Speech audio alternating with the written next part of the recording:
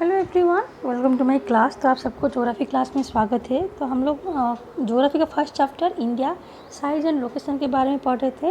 Last class में हम लोग देखे कि इंडिया का जो रिलेशन है बाकी के वर्ल्ड के कंट्री के साथ वो डिस्कस किए थे इंडिया एंड वर्ल्ड में। आज पढ़ेंगे इंडिया के नाइबरिंग कंट्री के बारे में। तो India occupies an important strategic position in south Asia. तो इस साउथ एशिया में इंडिया का जो लोकेशन है, जो पोजीशन है, उसकी वजह से इंडिया को एक इम्पोर्टेंट प्लेस मिला है पूरे वर्ल्ड में, जिससे कि वो बाकी के कंट्री के साथ इजीली कनेक्ट कर पाता है।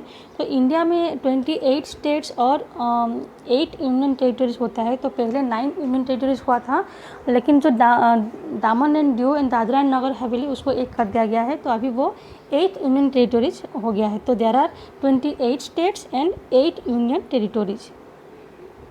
तो India share its land boundaries with Pakistan and Afghanistan in the north waste.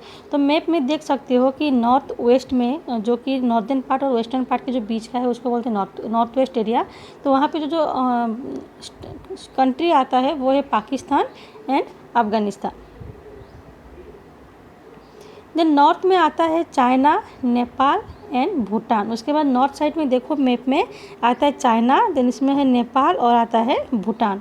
Then Myanmar and Bangladesh in the east. तो ईस्ट तरफ आता है म्यांमार और बांग्लादेश, और साउदर्न तरफ उसका जो नाइबर है वो एक्रॉस द सी, मतलब समंदर के पास होता है, जो कि 2 आइलैंड कंट्री आता है। एक है श्रीलंका और दूसरा है मालदीव्स। तो यहाँ मैप में देख सकते हो श्रीलंका और मालदीव्स को। So Sri Lanka is separated from India by a narrow channel of sea formed by the Pak Strait and the Gulf of Mannar।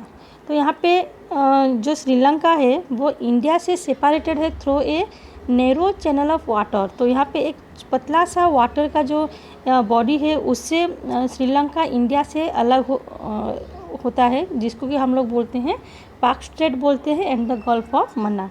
तो while Maldives island are situated to the south of the Lakshadweep island. जो मालदीव्स है वो Lakshadweep island के साउथ में situated होता है। तो ये है इंडिया के नाइबरिंग कंट्रीज़ के बारे में। So India has its strong geographical and historical links with her neighbors.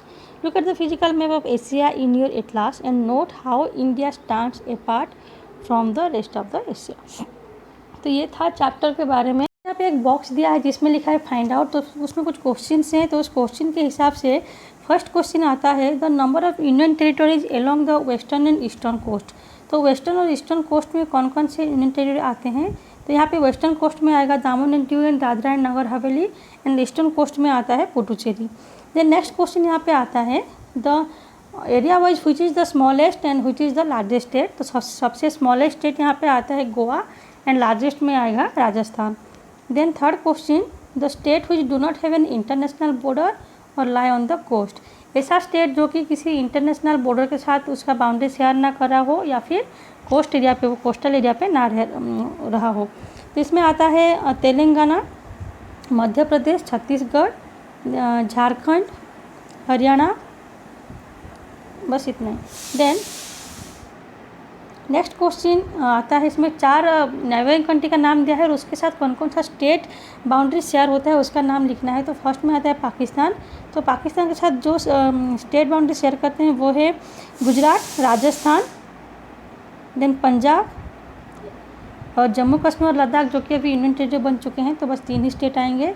उसके बाद आता है यहाँ पे चाइना। तो चाइना के साथ जो स्टेट यहाँ पे लैंड बाउंड्री शेयर करते हैं वो है लद्दाख, जो इंडियन टेरिटरी हो चुका है। तो यहाँ पे भी आएगा हिमाचल प्रदेश, देन उत्तराखंड, देन सिक्किम, उसके बाद अरुणाचल प्रदेश, बस इतना ही। Then Myanmar. तो म्यांमार के साथ जो स्टेट बाउंड्री यहाँ पे शेयर करते हैं वो है अरुणाचल प्रदेश, नागालैंड, मणिपुर एंड मिजोरम। और लास्ट में आता है बांग्लादेश। तो बांग्लादेश के साथ आता है मिजोरम, त्रिपुरा, मेघालय, आसाम, सिक्किम, बिहार एंड वेस्ट बंगाल। तो ये था और फर्स्ट चैप्टर के बारे में। तो नेक्स्ट क्लास में हम लोग सेकेंड चैप्टर पढ़ेंगे।